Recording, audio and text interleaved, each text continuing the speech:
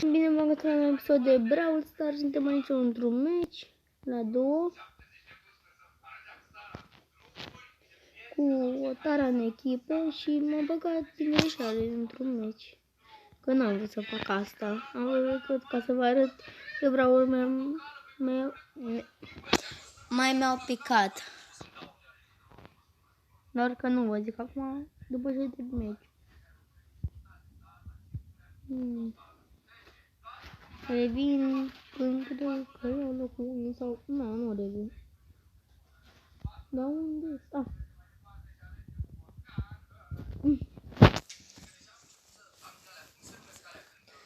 Așa, și cred că în acest episod o să facem și pe Bibera în 20. Aici am un chest.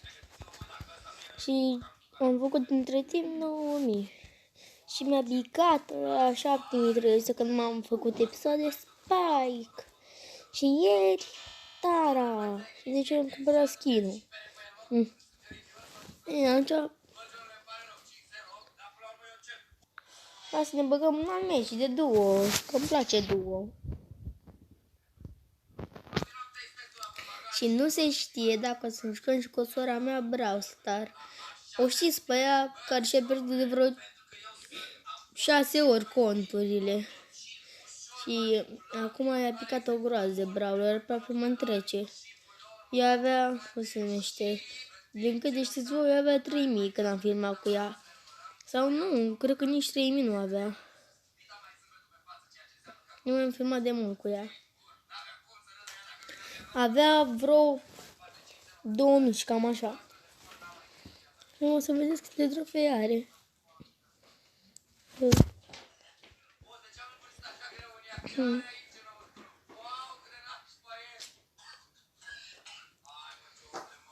Am făcut 7000. Și dacă am vedeți ce bravuri are. Prima dată când ne jucam la Robot Rumble am făcut așa și a strâns 30 de boxuri în care a picat Max. După aceea, după 2 zile, i-a picat Bill. După aceea a picat, cum se numește, Pam. Și după aceea când a făcut 5.000, a deschis Megabox, avea Power 9 pe... se numește Power 9 pe Cherry și în loc să-i dea Star Power, a dat-o pe, cum se numește, Tara. Și după ce și-a luat așa un Megabox la 1500 de Star Points, a picat Star Power pe Shelly. Nu Band-Aid-ul. Și acum a făcut 6.000 la pe și din Megabox de la 7.000. Yes, mi-a picat nimica. Și eu vreau să fac 10.000. Dar nu știu de ce. Că știu că nu o să-mi pice. Și sora mea vrea să fac 1000. Dar vrei să facem un live pe canalul tău? După aceea? Nu se știe dacă o să apară un live de o oră pe canalul Laura. Să stați ochi pe canalul sorei mele. Mai zi o dată cum se numea. Strâmbeanu Aromari. Am pierdut și meciul, că m-am fost atent. Și eu cred că acest episod o să ține undeva pe la minute. Cred. Atunci mi-a picat și mie B. Prima dată mi-a picat mie B, când am făcut la Robot Ram. Al doilea, prietenul meu care și-l dorea pe Mr. P, de-abia s-a lansat și a picat și lui Mr. P. După aceea a picat sorei mele, Max. Cei mei nu-i brawler din joc. În afară de Ems. Aia era cam veche. Cred că am uitat că nu joc pe Ems. Vă scrieți în comentarii care este brawlerul vostru preferat. Mie mi-a picat Spike, n-a fost așa de ferice, că nu-mi place Spike. Mai mult preferam un Crow. Nu că nu știu să joc cu el, e bunicel, nu pot să zic că nu-i bun. Și cum ne-au omorât ăștia doi?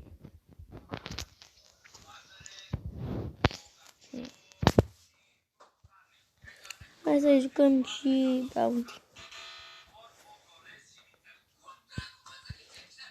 Nu cu Brock. Cu Derek. Și dacă mai se uite ceva pe fundal, avem și un nou cățel și... avem un nou cățel de o fată. Nu cred că... Dacă Îl știu pe Bruno, oare? Nu cred. Pe Bruno îl avem de 4 ani.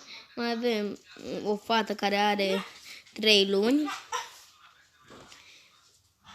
Și am luat de la 1 lună jumate.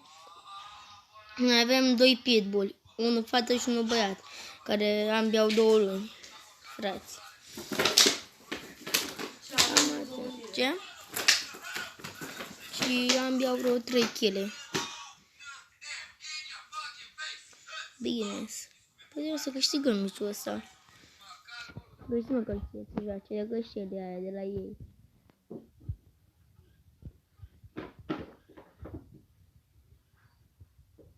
Dacă nu știți, o fac și Fortnite.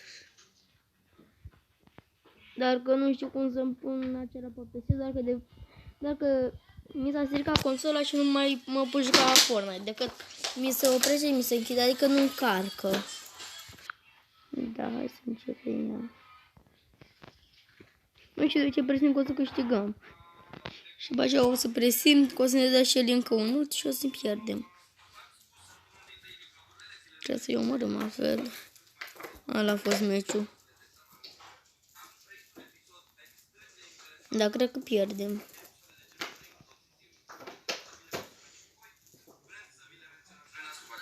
What? Cum? Dacă nu omorâm pe Shelly, e vai de noi. Nu, diferență de astea. Da, meciul este pierdut. Nu avem șanse.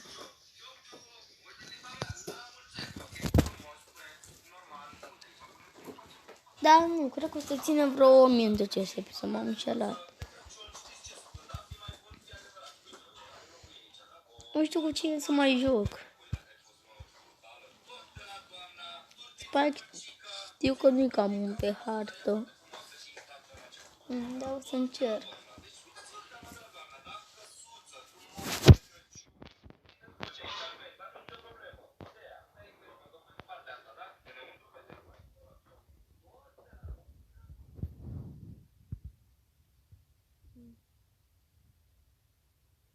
Dacă nu îl omoară...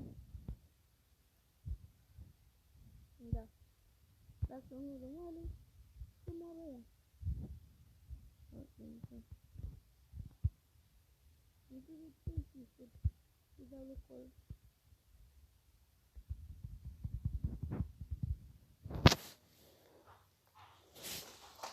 Acum stau aici în buș.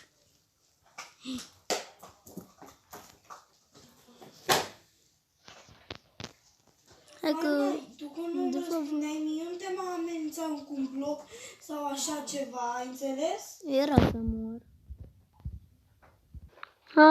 Haide, că o să mori. Hai, învârte-te. Să mă duc pe ea. Treci încoace.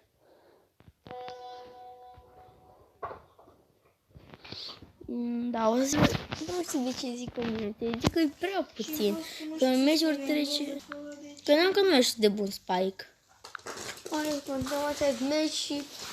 Cred că o să pun pauză, să fiu la Bella. Că și-a găsit o jucărie și... Cred că auzi ce face cu ea.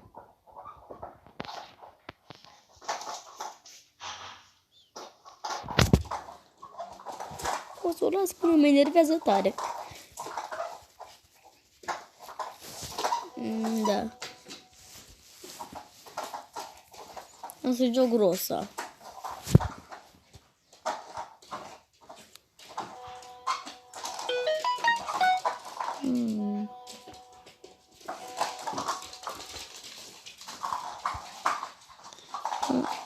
Nu iubit. Nu iubit. Rosa.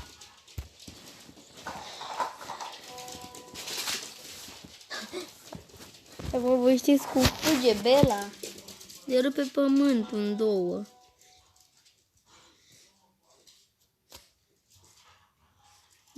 Dacă o vedeți cum îmi fuge, ziceți că are probleme. Nu mici, de la mari.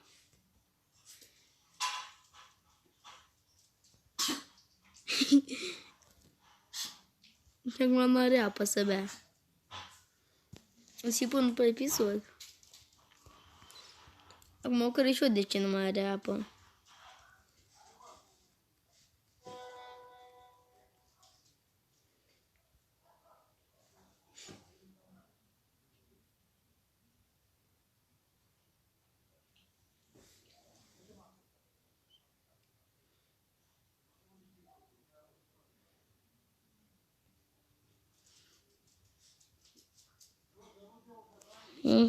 Acum mă duc eu pe ei acolo. Da, nu mi-am pe ei. Dar bine spus, o să fug de ei.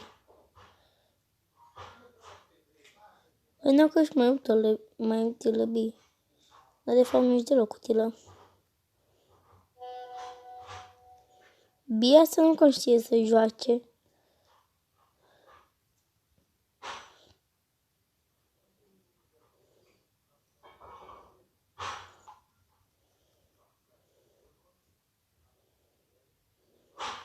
Acum eu cred că o să-i omor pe ambii. Da. Locul 2 e bun și acesta. Și de eu o să închid episodul și chiar asta o să fac. Dacă v-a plăcut acest episod, nu uitați să dați un like. Ne vedem data viitoare. Pa, pa!